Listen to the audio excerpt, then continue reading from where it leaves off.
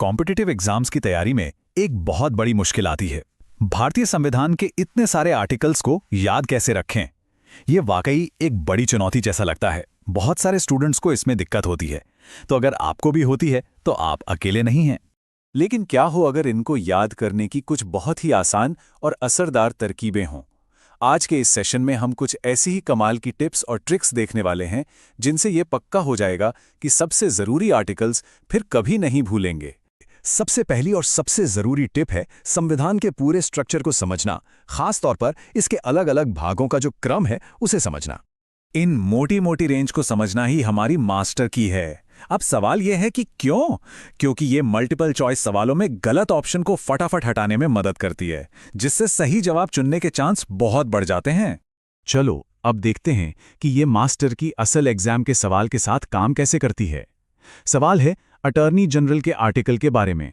यहां पकड़ने वाली बात बस इतनी सी है, अटॉर्नी जनरल एक सेंट्रल बॉडी है, मतलब इससे जुड़ा आर्टिकल 52 और 151 के बीच ही होगा। बस इसी एक जानकारी से हम तुरंत ऑप्शन बी और सी को हटा सकते हैं। अब हमारे पास सिर्फ 2 ऑप्शन बचे, जिससे सही जवाब मिलने की संभावना कितनी ज्यादा बढ़ गई।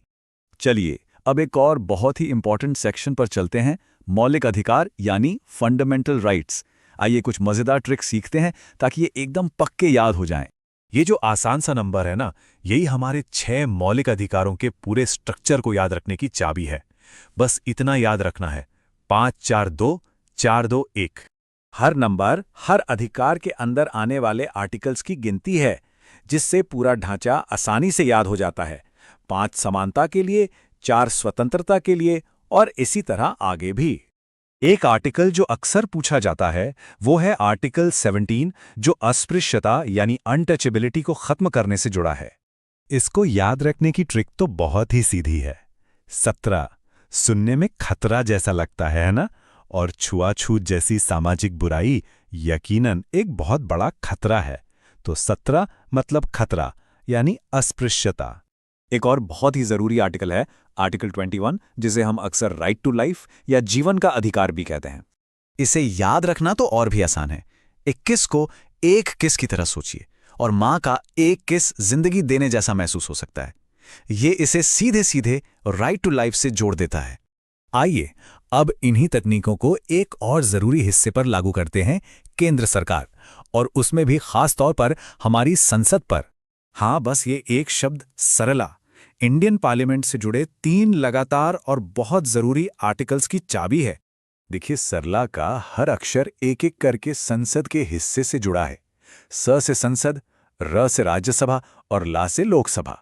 और आर्टिकल भी लाइन से हैं, 79, 80, 81। है ना कितना आसान। एक और सवाल जो अक्सर आता है वो आर्टिकल 110 से जुड़ा है, जो मनी बिल को डिफाइन करता है। यहां एक मजेदार विजुअल ट्रिक है। जरा 110 नंबर को ध्यान से देखिए। ये थोड़ा मो जैसा नहीं लग रहा? 11 से एम बन गया और 0 से ओ। मो यानी मनी बिल। ये इसे याद रखने का एक शानदार तरीका है। अब आता है असली मजा। चलिए इन ट्रिक्स को एक और असल सवाल के साथ टेस्ट करते हैं। ये सवाल संवैधानिक उपचार के अधिकार यानी राइट टू कॉन्स्टिट्यूशनल रेमेडीज के बारे में है, जो मौलिक अधिकारों की जान है। यहां ट्रिक क्या है? 32 यानी 32, और हमारे दांत भी होते हैं 32। तो जब 32 दांतों में दर्द होता है तो हमें एक रेमेडी यानी उपचार चाहिए होता है। बस हो गया याद। और देखा, हमारी ट्रिक ने हमें सीधे सही जवाब पर पहुंचा दिया, आर्टिकल 32।